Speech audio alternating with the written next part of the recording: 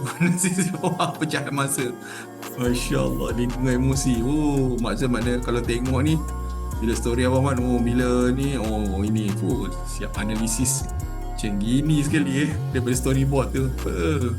Macam ni sekali dia boleh jadikan oh, menarik cara penceritaan dia. Ini kena betul lah, kena explore very very thorough Saya pun macam wish, wow, lepas ni saya pun boleh buat storyboard. Kalau kita nak buat cerita kan, kita dah tahu dah, okay, dia akan envelope dia punya emosi tu. Okay, time scene ketiga, keempat ni, okay, dia akan memuncak ni. Oh, okay, cun. Wah. Lepas tu kita hasilkan lah, jadi ke tidak kan. Tapi kalau ikut planning dia, oh, macam ni okay.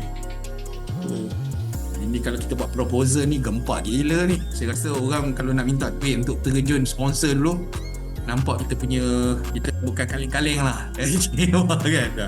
Bukan kosong lah. Kita nampak padu kan.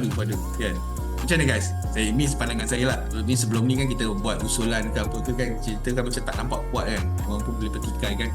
Kalau kita ada data macam ni kan, angle